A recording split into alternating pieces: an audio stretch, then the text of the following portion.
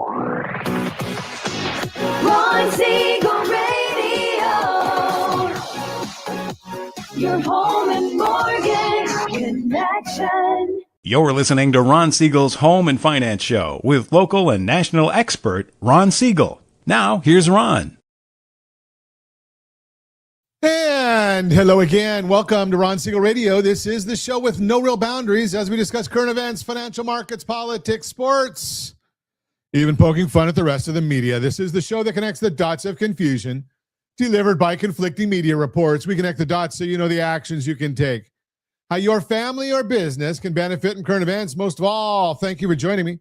Within every market, there are solutions as well as tremendous opportunities. You just need some trusted guidance. That is my message, and I will be delivering it every day.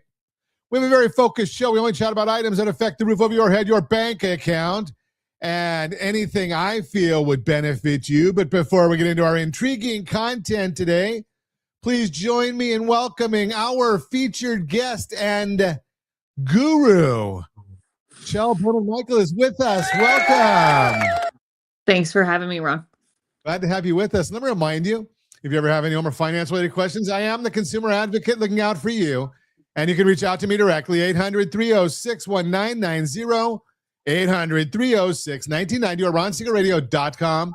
Just remember, that's the number you call anytime for assistance. When you call that number, it comes directly to me first. There are operators standing by.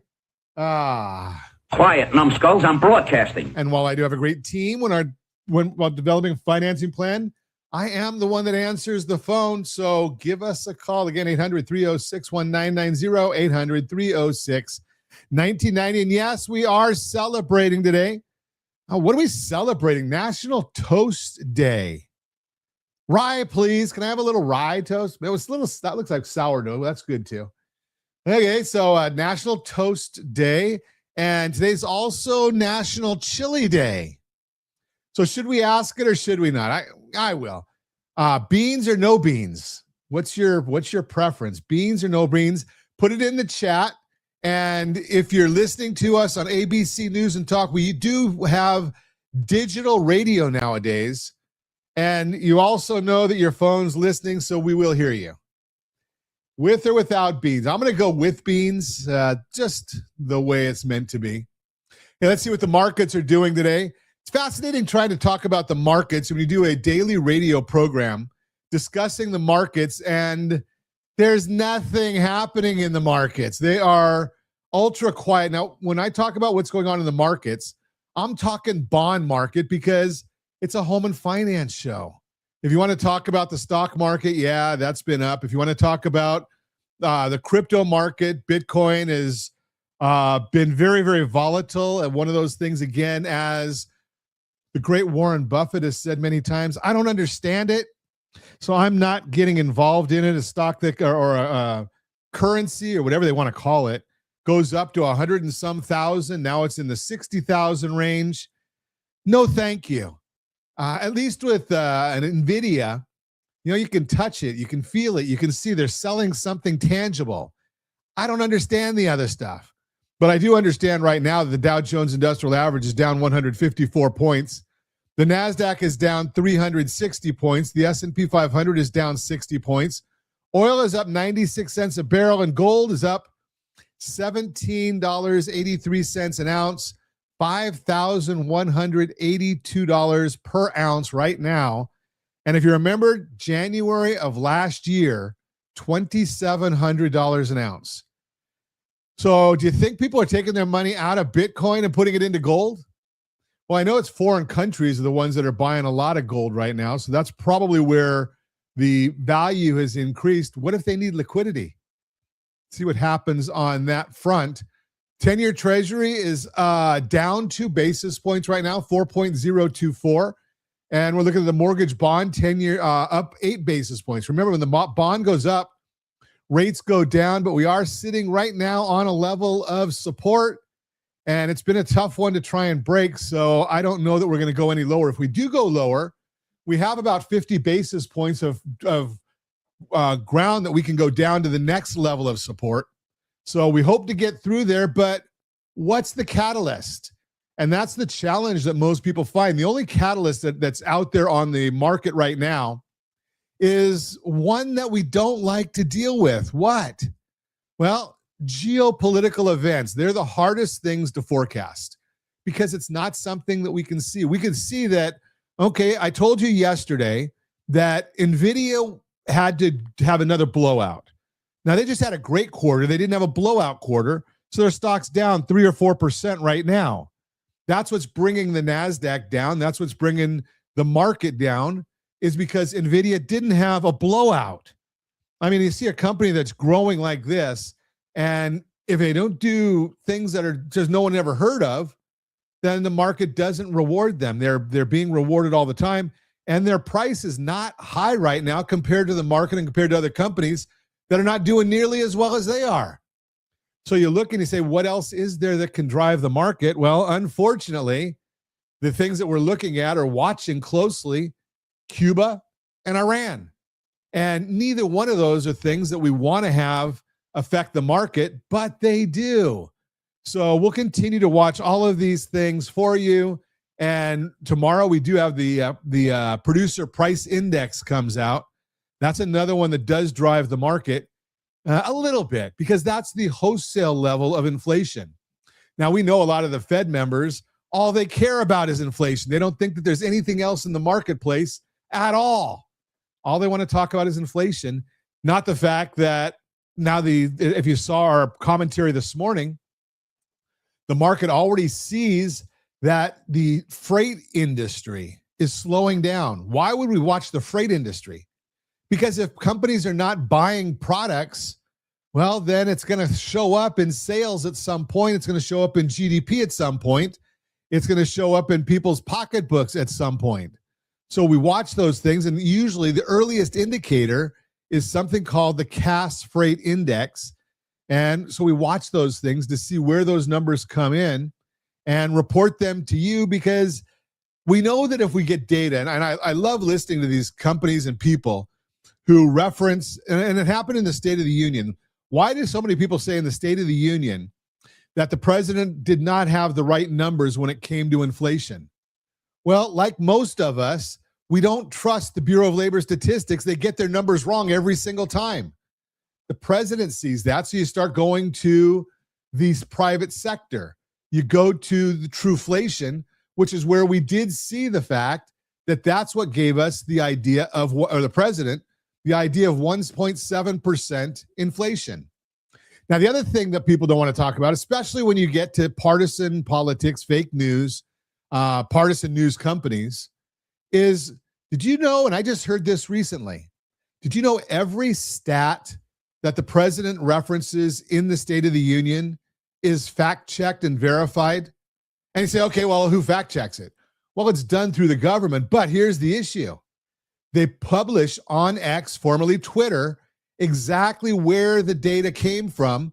So if you really want to know where that 1.7% that the president cited is coming from, go to X, go to the White House website, or I don't know, whatever they call it, the page, and you'll find the data right there. So when they say that he's lying or he's giving false information, well, you can see where the data came from. You are listening to Ron Siegel Radio, discussing your real estate current events and the financial markets. When we come back, top mistakes homeowners are making in 2026.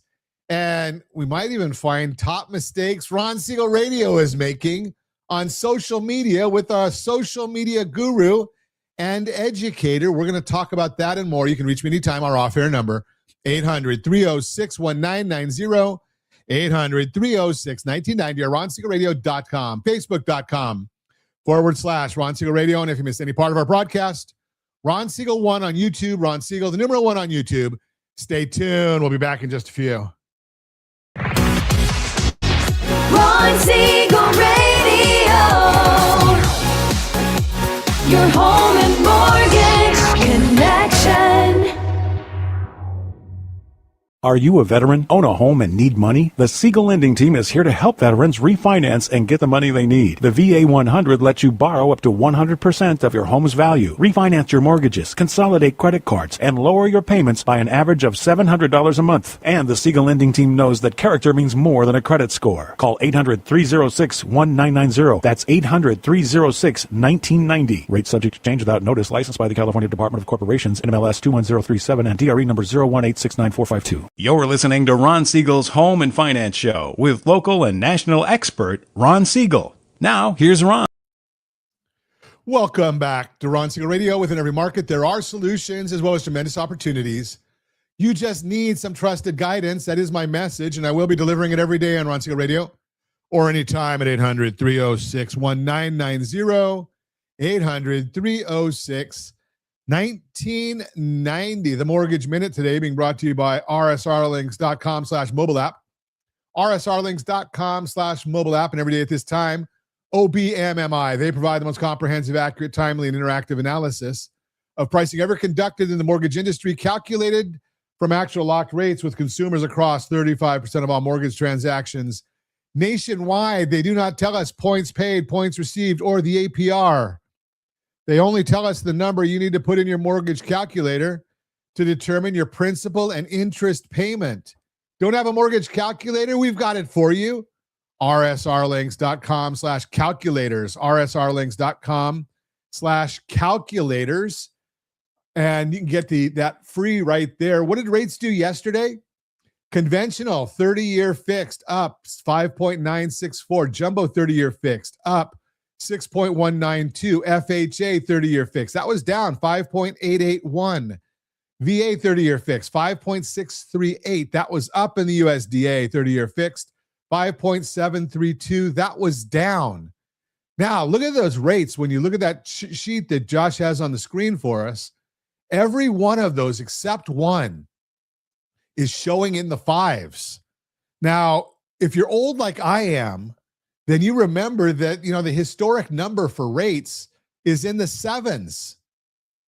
We're looking at all of these in the fives. Now, I know a lot of younger people, the millennials, they're thinking about twos and threes and fours because they remember from the days of the Great Recession, 2008 on, and we all saw all these unbelievable rates, yeah.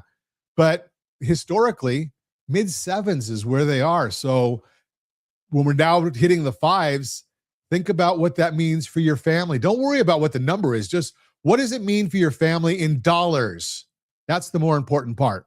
What's going on today? Well, we put our market commentary right there in the Ron Siegel Radio community, rsrlinks.com/HBOD, rsrlinks.com/HBOD.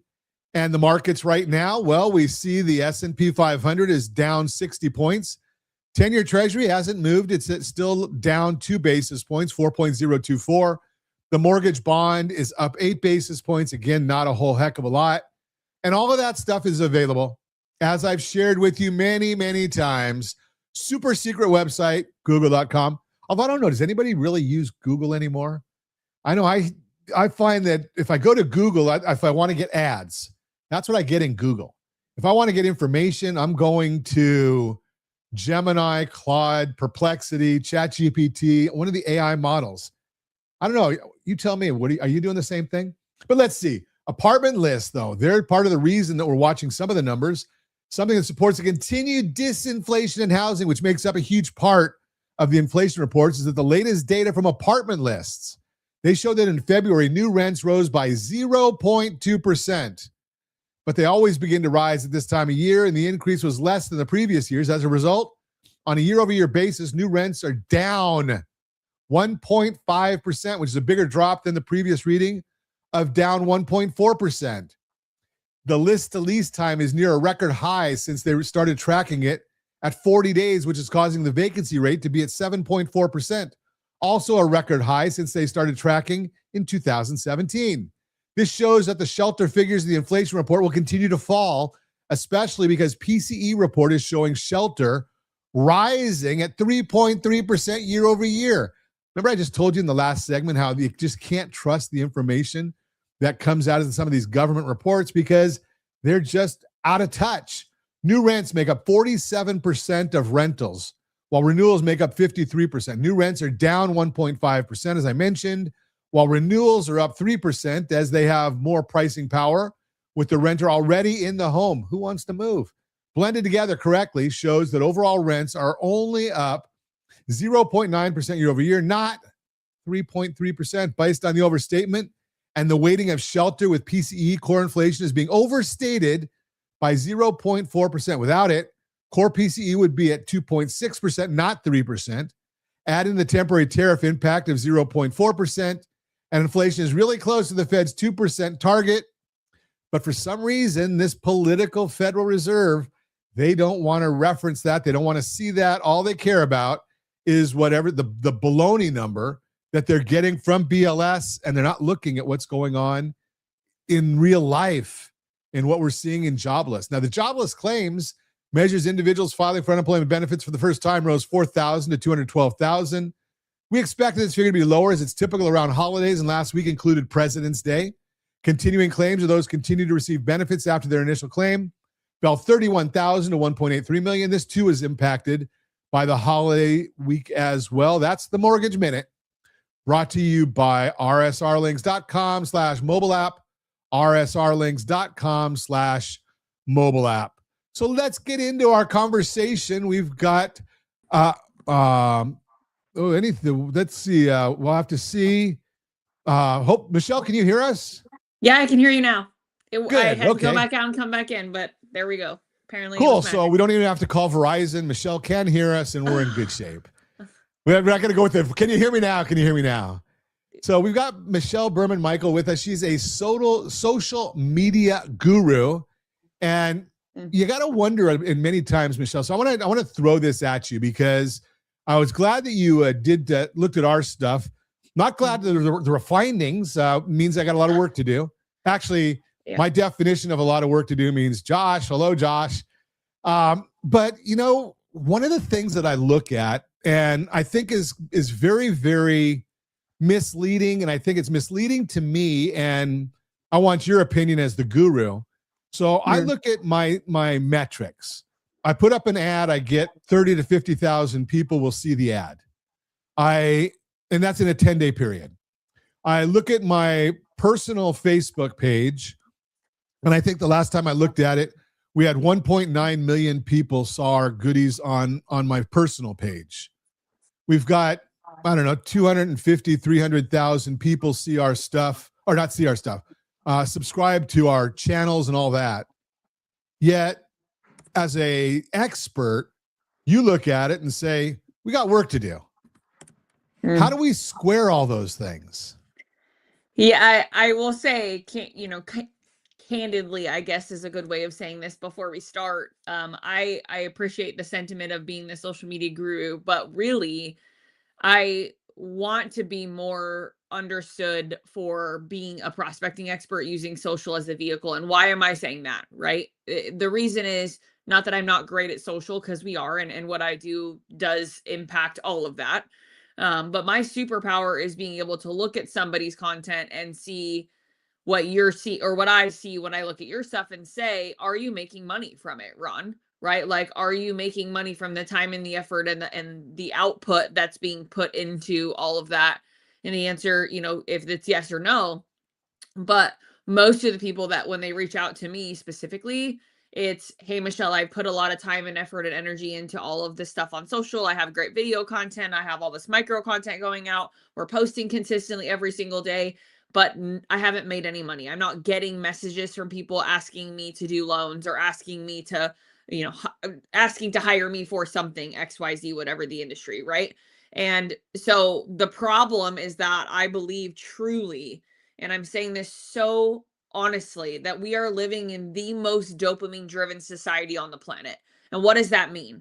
That means that people care about the metrics that you're describing way, way too much, and not enough about where is that actually equating to as far as dollars and cents for my company. Is it or is it not?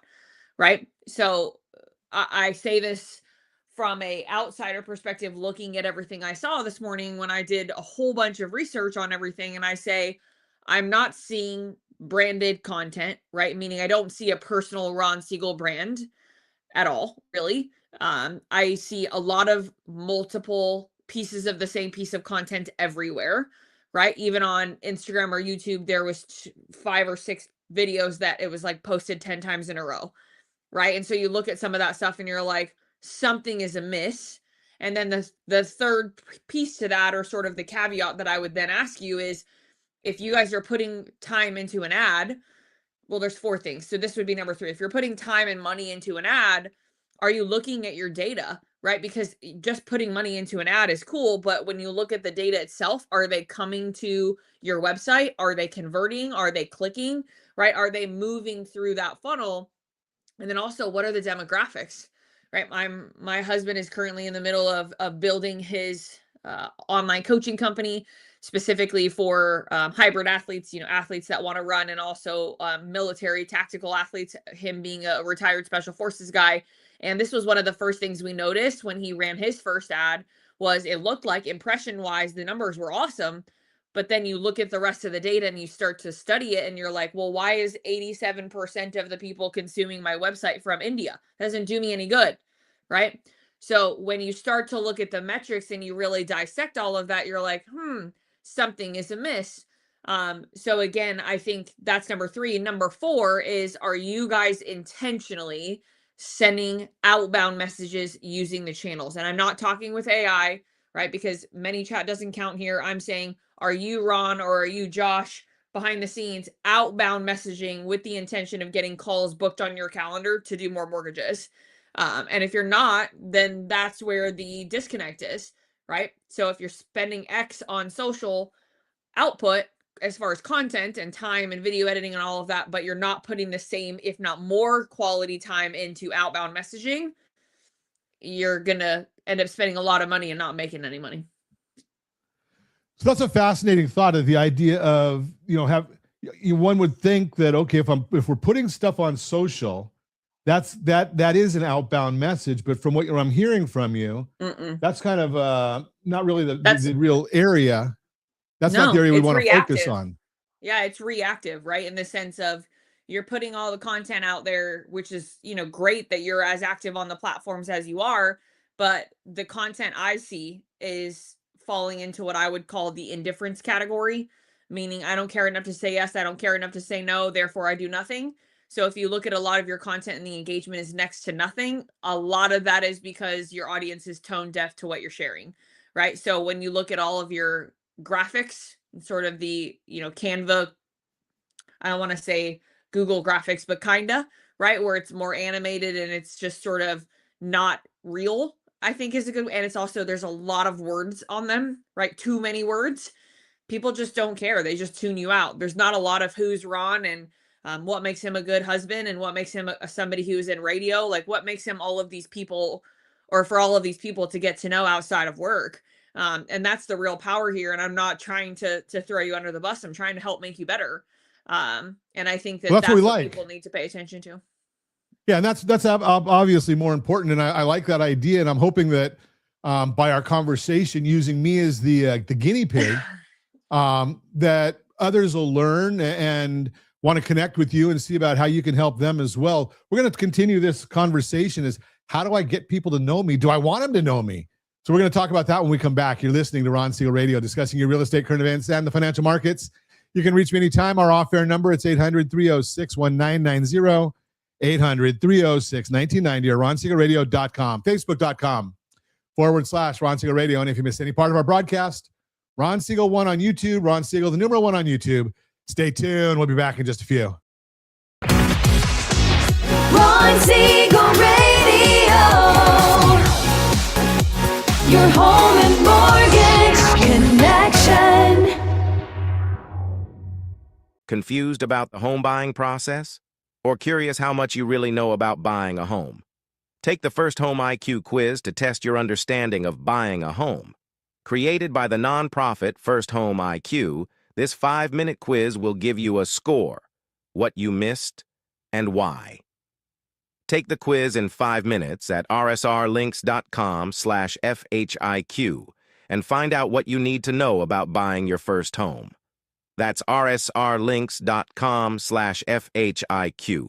You're listening to Ron Siegel's Home and Finance Show with local and national expert Ron Siegel. Now, here's Ron.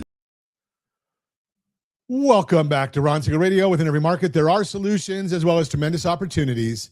You just need some trusted guidance. That is my message, and I will be delivering it every day on Ron Siegel Radio or anytime at 800-306-1990, 800-306-1990. Real-time real estate segment today being brought to you by rsrmoney.com, rsrmoney.com. Top mistakes homeowners are making in 2026 and how to avoid them is our subject today. Let's be clear, selling your house is absolutely possible right now. According to the National Association of Realtors, NAR, roughly 11,000 homes sell every day in this country. And the sellers who are making their moves happen all have one thing in common. They've adjusted their strategy to match today's market. They're realizing inventory has grown. Home buyers are more selective and buyer expectations are higher. The sellers who struggled are usually approaching today's market with yesterday's expectations. Here are the three biggest mistakes they're making and how to avoid them. Number one, pricing based on what their neighbor got a few years back. Setting your price is the most important decision you can make when you sell and the one that's most often mishandled. Realtor.com data shows almost 1 out of every 5 sellers in 2025 had to drop their price. Here's where those sellers went wrong. Buyers have more choice and more negotiating power now that inventory has grown, and house hunters will actively avoid your house if it feels like it's priced too high. That's why overpricing usually leads to fewer showings, less competitive or lowball offers, longer time on market, and all three of those side effects aren't things you don't want to deal with. What to do instead? The good news is the cure is simple. Just price for today's market, not yesterday's headlines. Lean on your agent's knowledge of recent comparable sales, current competition, and local buyer behavior to land in the value sweet spot that drives traffic and urgency from day one. Number two, try to skip repairs that buyers don't expect. A few years ago, you could sell as is and still getting well above asking. Today, not so much. Right now, NAR says 2/3 of sellers are making at least some repairs. And the reason why is simple. In the market with more inventory, buyers compare homes side by side. Homes that don't show well or feel dated are going to lose attention quickly, even if the issues are minor. What to do instead? Ask your agent which high-impact, low-stress updates they'd recommend for your house. The goal isn't perfection. It's helping buyers see themselves moving in without a mental to-do list. Small investments in staging, repairs, and curb appeal can make a huge difference in how quickly offers come in and how strong those offers are. Number three, playing hardball when buyers try to negotiate. Today, buyers have housing affordability at the top of their minds, and since money is already tight, they'll be pickier and will probably ask for some compromises from you. Whether that's making repairs, giving them a credit at closing, or just a few $1,000s off your asking price, negotiating is normal again. So if something pops up in the inspection, you're going to need to be open to talking about it. If you're not, you may very well see your buyer walk away. And some sellers are figuring this out the hard way. Redfin data shows one of the big reasons home sales fell through in 2025 was inspection or repair issues. Odds are those homeowners weren't willing to flex a bit to get the deal done. What do? Meet with your agent to make sure you understand what buyers in the area care most about. Align your price with value, present the home clearly and confidently, and stay open to reasonable negotiations that keep details moving forward. You might even want to get a pre-certification as from a home inspector. Bottom line, sellers who succeed in this market aren't doing anything extreme. They're pricing their house right, making strategic repairs, getting local guidance, and making decisions based on how buyers actually behave today. Those small but mighty mindset shifts could make or break your sale. Want a plan, a real plan, tailored to your home in the neighborhood? Give me a call at 800-306-1990. I'll put you in touch with a great real estate agent anywhere in the sound of my voice. I've got their report cards, and I can actually share them with you. That's the real-time real estate segment brought to you by rsrmoney.com, rsrmoney.com. Continuing our conversation and journey, we're talking to Berman-Mikel this morning and chatting about using social media. Are you just out there throwing garbage against the wall? Maybe I am. And should you actually be doing it the right way and understanding with a strategy from someone like Michelle. So welcome back, Michelle. I don't know. I don't see you on there. Maybe hang on a second. Here I am. There you are. Yeah. There you are. Okay. So before the break, Michelle, we were talking about that you were looking at my site, and Mhm. I need help, which is good, right? I mean, I never ask somebody to go and blow smoke. I don't blow smoke at anybody when I'm talking to them about home finance or radio or things like that. You want to talk to somebody that's going to give you an honest input, or else you can just go in the bathroom and talk to the mirror, and you'll hear exactly what you want. So how do I go about the idea of, if I want to let people know who I am, how do I do that? Well, I think it's a loaded question. So let's back up just a little bit, because when you're creating content for social, like, for example, Instagram, I think you had 75,000 something followers, something like that, right? So you look at that number and you're like, dude, I'm killing it. But you look at your content and the engagement math is pretty much zero. Meaning, like, if you look at all of the pieces of content, nobody's engaging with any of it. And so why is that happening, right? And if you look at all of your content on Instagram specifically, just for sake of conversation, it's all graphics. There's no Ron involved in any of it. And all of the graphics, there's two other pieces to it. One, they're not sized properly for Instagram, which tells me that they are not built for the Instagram platform.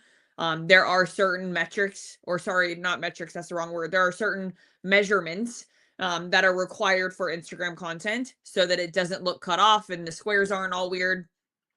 So that's one thing. The other thing is it's not branded to Ron, right? And what does that mean? Like, Michelle Berman-Mikel, if you look me up on Instagram, Berman Media Social, I have spent countless hours before we launched this thing on the branding or the aesthetic of what my content looks like. And I'm a psychology nerd. I studied it all through college and have for years since post-college around social psychology, as well as selling or sales, right? And how do we actually get people to make decisions, especially on social? So my master's degree is actually in social media public relations, which is was a very interesting degree, and so relevant to today when you look at how many people are posting and slandering all over social all day, every day, right? How do you navigate that?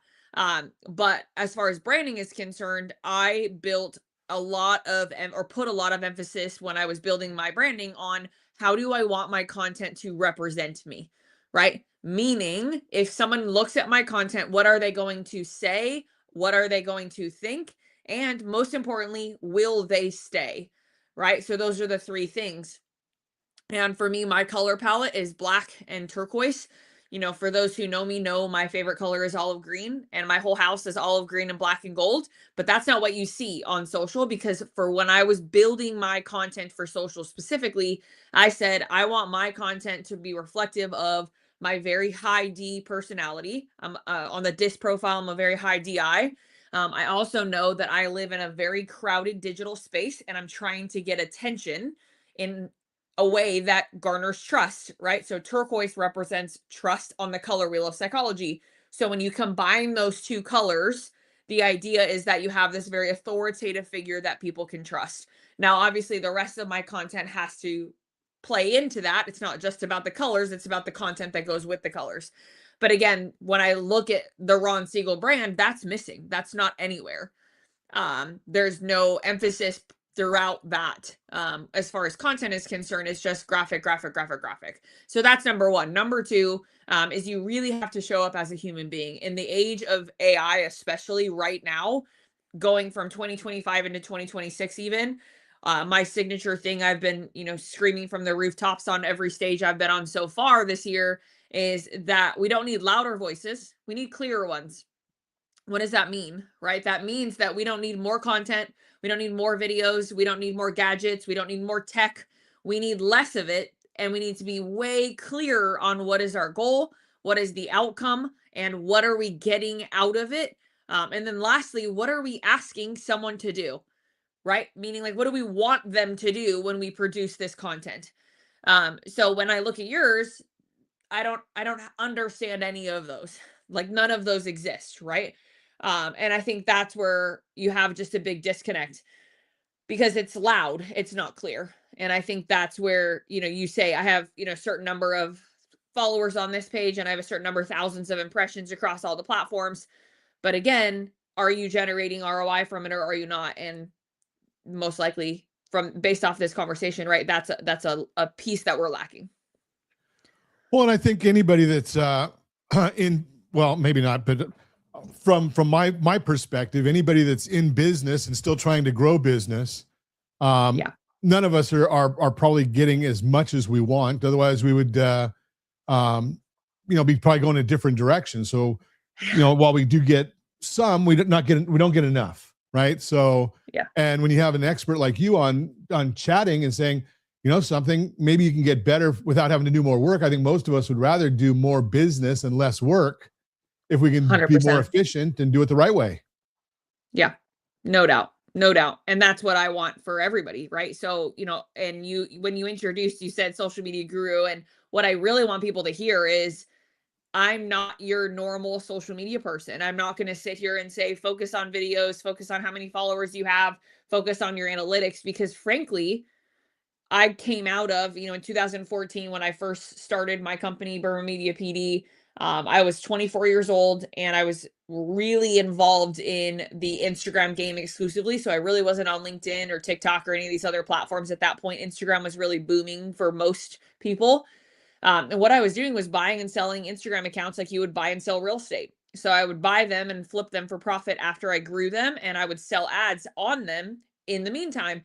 Now, why am I saying that? Because in that process, I got very, very hyper aware of fake followers, fake likes, fake all of these things, right? And everybody's fallen victim to that. I don't know anyone in in the elite space that hasn't, because that's what everybody did back then, right? And I think when you look at that also lends to, it's not all what you think it is, right? It's kind of smoke and mirrors. When you see someone that has 75,000 followers but no engagement, there's a disconnect. And typically that's part of it, right?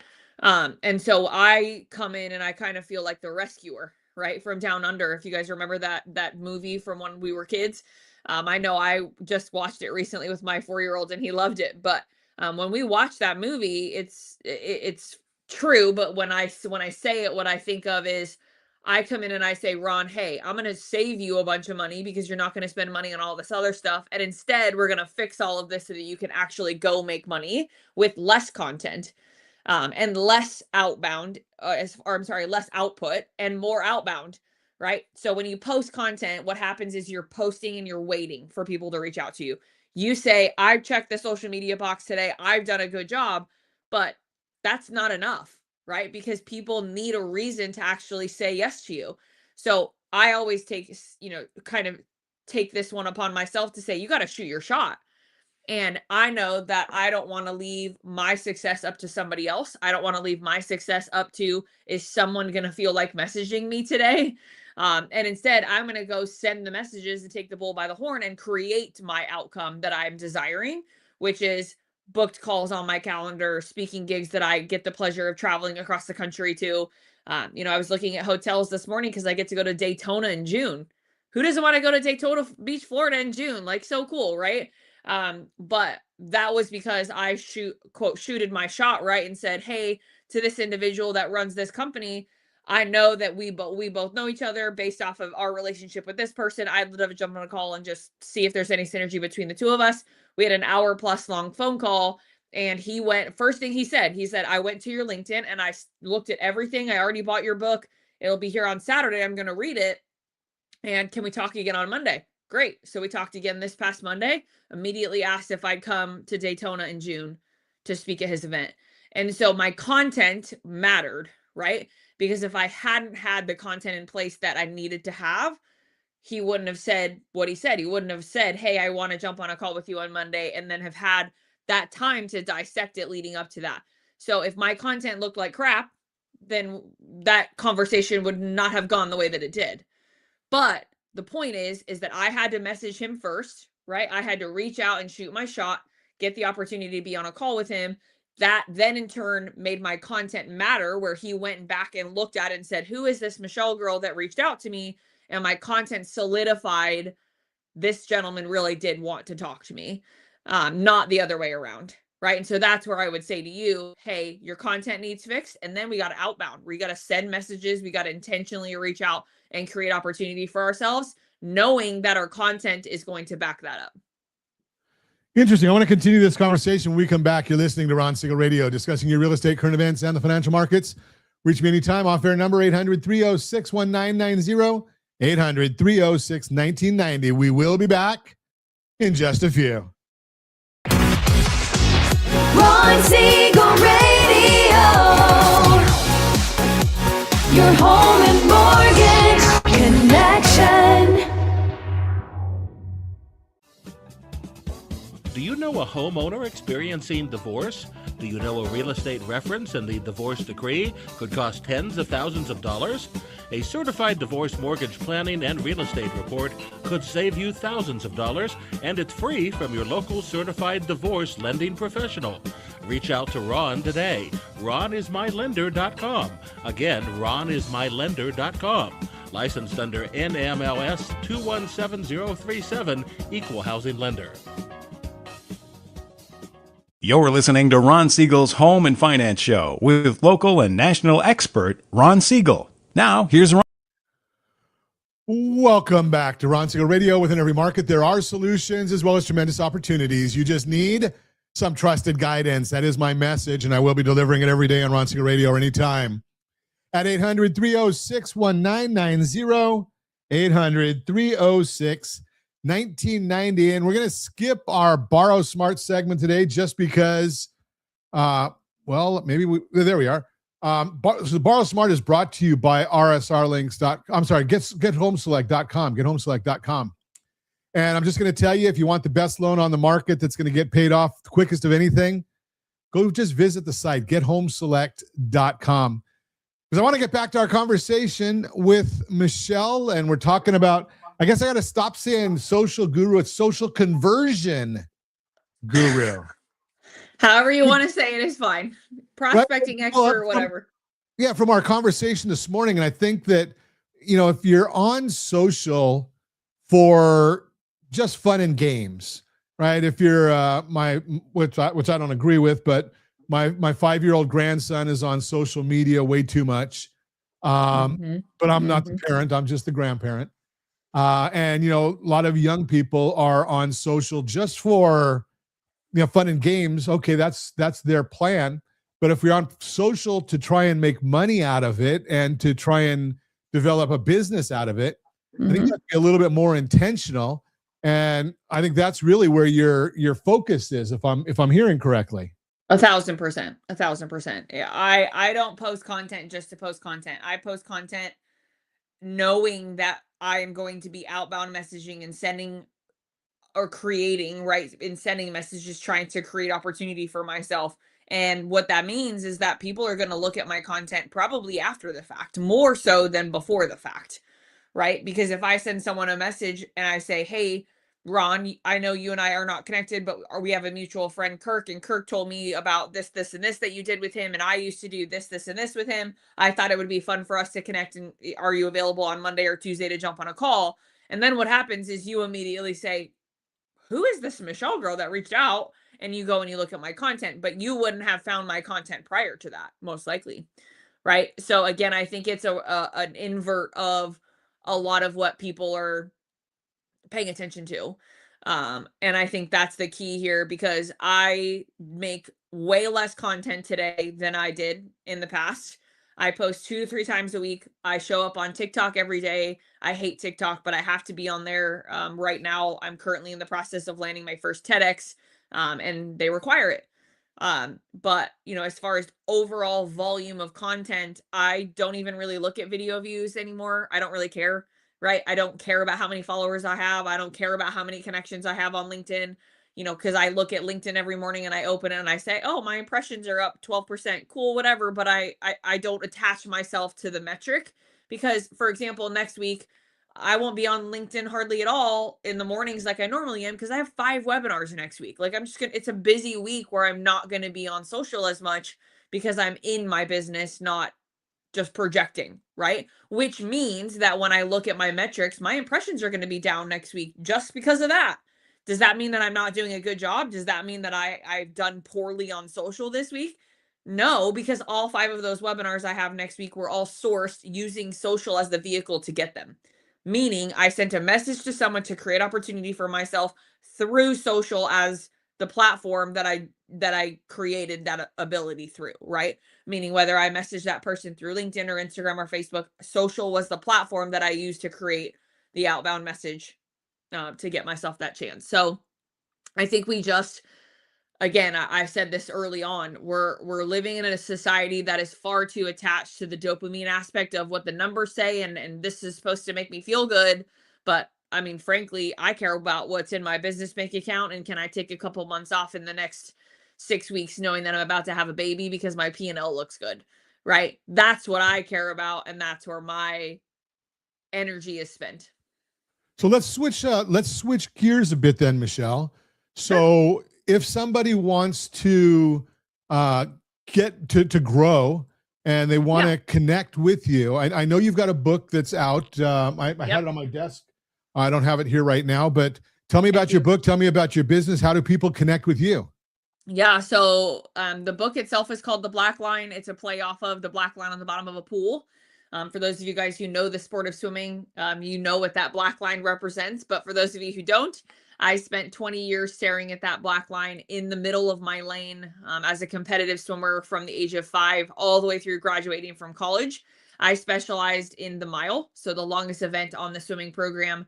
And really why I wrote the book, 2 things. Number one, I have always felt like I've had a voice. I've always felt like I had something to say, and I never had a platform to do it, whether in my own personal life at home or whether in my professional life. I also just felt like I was living as a square peg trying to fit into a round hole for most of my childhood and all through college. And so when I wrote the book, part of it was a sort of call to arms of, hey, I get you and I feel you, and also wanting to feel seen by other people. So on the personal side, there's that, but really the black line aspect is I stared at that line for such a long time, for so many years, that it taught me something, right? And discipline for me was built long before I started my company. Discipline for me was born out of 5 a.m. swim practices for 15 years, where I was probably doing anywhere from 3 to 6 miles worth of meters per day, right? So discipline for me was built way before 2014 when I launched Berman-Mikel, and to transfer or to sort of transcend time and move from 2014 to today. That's 12 years. The black line represents the path forward, right? It's a way for us to get rid of the shiny object syndrome, stop paying attention to what everybody else is doing, and just listen to a girl who has lived it, breathed it, and is executing at a very high level on exactly this outbound strategy every single day, and not attaching myself to the metrics of what I feel like anyone and everyone, especially social media speakers on the circuit right now, are saying. So how does somebody get in touch with you then? Just going through your Instagram account? I mean, Instagram, Facebook, LinkedIn, my website, bermanmediapd.com. I'm everywhere as Berman Media Social. Super easy to find me. I try to make it easy. And you can send me a message. Tell me you heard me here on Ron's show, and I'll make sure that you know that someone did, Ron. Beautiful. Well, and I, something we've learned a lot today, and at least I've learned a lot today, and I hope that we've been able to educate some other people that want to do business on social, not just do busyness on social. Totally. So I really appreciate your input, and I'm going to want to talk to you. I'm going to be one of those people that want to talk to you offline also before you, or either before or after your hiatus. But I know you're really busy, so I appreciate your input. I appreciate you joining us on Ron Siegel Radio. And as always, we ask, set that first radio preset button to come back here and join Ron Siegel Radio, where we only speak about items affecting your house and your bank account. Thanks to all of our sponsors. Big thanks to Josh and Sean for engineering us today, and of course, a special thanks to you for spending a little bit of your day with us. That's all for Ron Siegel Radio. Again, if you have any questions or to meet any of our guests, call me anytime, 800-306-1990, 800-306-1990, or ronsiegelradio.com. Facebook.com/Ron Siegel Radio. And if you missed any part of our broadcast, Ron Siegel 1 on YouTube. Ron Siegel, the number 1 on YouTube. And remember our motto, make a lot of money so you can help a lot of people and have a lot of fun. Have a great day. We'll talk to you next time on Ron Siegel Radio.